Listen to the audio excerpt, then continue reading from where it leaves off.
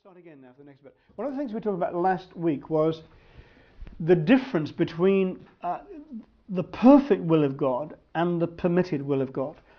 And in a sense, we've referred to it again already, simply because of this statement of Jesus when he said, "From the beginning it was not so, but because of the hardness of your heart, Moses permitted you to put away your wives." In other words, Jesus is saying quite categorically that the perfect will of God would be that you do not put away your wives, that there is forgiveness, that there is reconciliation. But because of the hardness of heart, God, now I know we have to be careful with this kind of language, God has accommodated himself to the hardness of men's heart in the law he gave to them. So you have the perfect will of God and the permitted will of God. And I mentioned last week, or last time we were together, that I remember hearing Mr. North once in his preaching just made this comment that God only ever commends what is perfect, but he sometimes permits what is imperfect. And I think that's a good kind of thing to have in mind with this aspect of things as we go on now into 1 Corinthians. Because you'll see that there's always a kind of I hesitate to use the language of higher and lower way, but there's always a perfect way and there's always a permitted way. So the perfect way is that there would be no divorce, but the permitted way is that there will be a divorce. And the perfect way is, if there is a divorce, that the two people remain unmarried so that ultimately there could be a reconciliation. But the permitted way is that the two people who are separated and divorced go their separate ways and there's never a reconciliation. It's always, in a sense, God's perfect will for there to be reconciliation. It's always God's perfect will that there should be peace. That's to say harmony. We'll see that word come in, what Paul has to say when he says that God has called us to peace. God's calling is to peace, but sometimes peace is only possible by separating things. That isn't the best way. God's perfect way in peace would be for everything to be joined together in its right patterns and balance. But sometimes the only way you can have peace is to separate things. But the perfect peace would be for everything to be in its right place with no bits missing. Okay, let's see where we go then.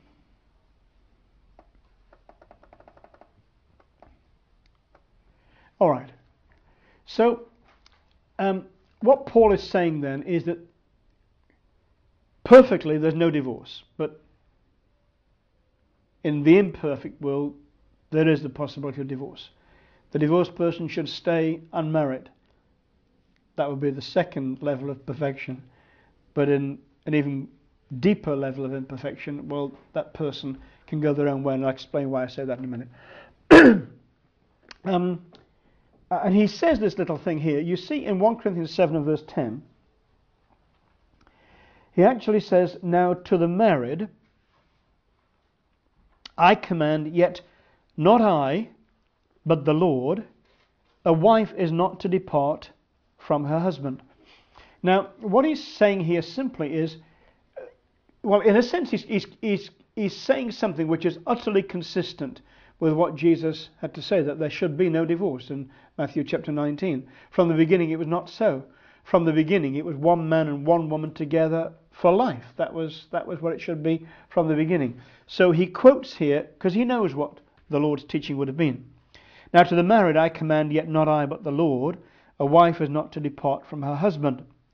But, and if, I think the AV says, but even if she does depart, let her remain unmarried or be reconciled to her husband, and a husband is not to divorce his wife." So that's kind of mutuality in those two things.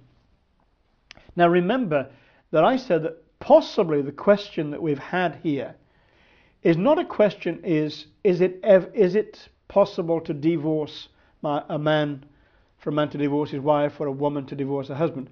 The question may have been, I am married to a non-Christian, wouldn't it be better for me to divorce that person so that I can be free to serve the Lord without distraction? That may have been the question. So if that's the question, this isn't a general answer about divorce in every aspect. It's only an answer about divorce in that particular aspect. And this is why this area of interpretation of the scripture is really so complicated, and why you get people with such different opinions about it. What they're doing, everyone who comes to a different opinion of this has actually come to a conclusion that they know what the question is. That's why they speak with authority in saying this. We know what the question is, and this is the answer. I think the question, in the light of what's here, I can see a kind of a pattern here. I can see a pattern of, shall we remain celibate? Shall we stay in marriage? Lots of this chapter has to do with how can I serve God with the least distraction? By being celibate? Well, in that case, should we be celibate? And Paul says no. Okay, well, should I be celibate in my marriage? No. Well, if I've got a wife who isn't absolutely one with me of these things, should I separate from her so that I can join to this one? No. The answer to all these is no. Then he says this, verse 12, but to the rest, I, not the Lord, say, if any brother has a wife who does not believe, and she's willing to live with him, let him not divorce her.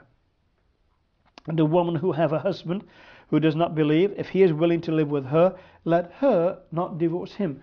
Now, the believer is not to initiate a divorce on religious grounds, in other words.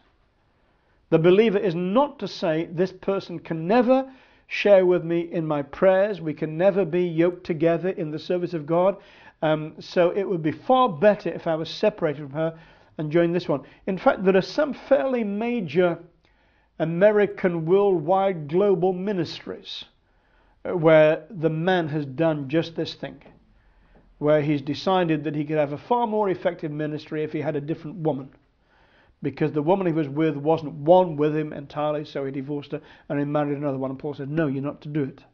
That is not what you're to do. Okay, verse 13. I think we read this. If a woman who has a husband who does not believe, if he is willing to live with her, let her not divorce him. This is a difficult verse, verse 14. For the unbelieving husband is sanctified by the wife, and the unbelieving wife is sanctified by the husband. Otherwise your children would be unclean, but now they are holy. Well, at the lowest possible interpretation of this, what it's really saying is that a believer in a mixed union, whatever it is, actually can have a sanctifying influence upon that union. That's not to say it makes it perfect in any ways, but it has an effect upon it. Which is really quite an amazing thing, because often the Bible's picture is the other way around. That the unbeliever would affect the believer. That sin would affect the holy person. In fact, this is the question that you get in Malachi. If there's a holy man and he's going through somewhere and he touches something which is unholy, what happens? Does the flesh that he's touched become holy? Or does the holy man become unholy? And the answer in the Old Testament is categoric. The holy man becomes unholy because of his contact with something which is sinful. But Paul is there's a different spirit in a child of God, and Paul is saying that there's an element at least in which a man or a woman who is a believer, being a believer, has an impact upon that family, and you're not to deprive that family of that impact. Then he says, verse 15, this is the key thing. But if the unbeliever departs, let him depart. A brother or a sister is not under bondage in some cases. Now, what does depart mean, and what does not under bondage mean? These are words which are actually well known that they are used in divorce proceedings of the first century. And really, these are all the implications of divorce. And this little thing here, that she's not under bondage, is literally she's not under slavery. In other words, she is free. And remember, that was the last sentence of the old Jewish divorce bill of divorcement, that the woman is free.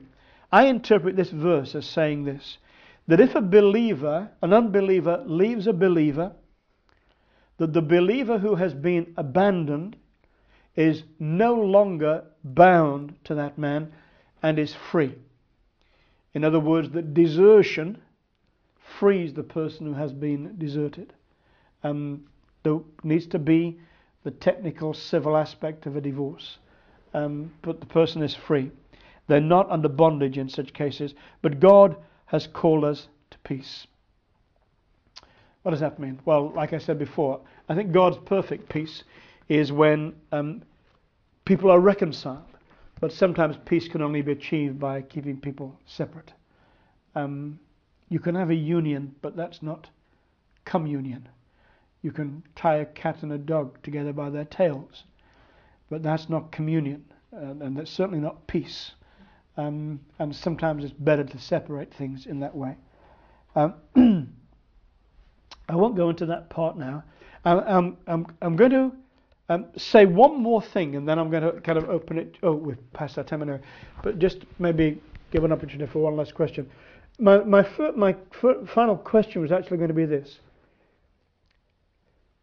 what is a Christian marriage? When the Pilgrim Fathers went to America, they actually would not allow their pastors to conduct weddings, because they said to conduct a wedding, that is a civil responsibility. A wedding, they said, is a civil union. It needs to be done by the civil authorities, and they would not give their pastors the power to conduct weddings. Now, as I said last week when we were together, part of the power of the Roman Catholic Church has always been that their priests are the only one who have the power to actually make a man and a woman one flesh in the sight of God. And at the end of their service, they will pronounce this statement: I pronounce you man and wife.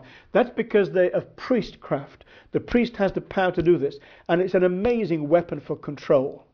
So the Catholic Church is the only people who have the right to bind and to loose. They have the power to bind two people together, and they have the power to dissolve a marriage. Now, there were some Protestant Christians, kind of people who saw that really never had been part of the original revelation. The reason I'm saying this is because the questions that we haven't asked, of course, in this particular aspect now, and I'm going to stop now anyway, is what does the church do about people who have had invalid divorces? What does the church do about this or that? What do the elders do about this?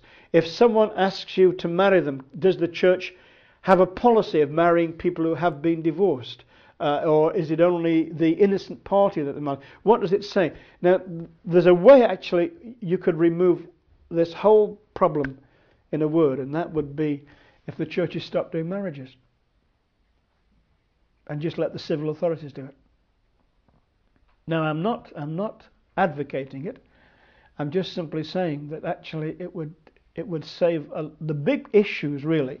Or what do we do after that? And you get churches which have divided over this issue, because half of the church have said, I'm not going to be in the church if he's here because he's living in adultery, because he's married to this woman and he was divorced from the other one. I know there are still pastoral disciplinary decisions that have to be made by elders and the whole church as well together. But what I'm saying is, I think we have really given ourselves a kind of a rod to beat our own backs with the way in which Christian churches have assumed that they have the right to marry people, and assumed that they have the right to say, because I have done this, God has joined them together, let no man put them asunder. That's a radical kind of suggestion. But I'll stop now, so we'll switch that off. And if you've got any questions or things you want to throw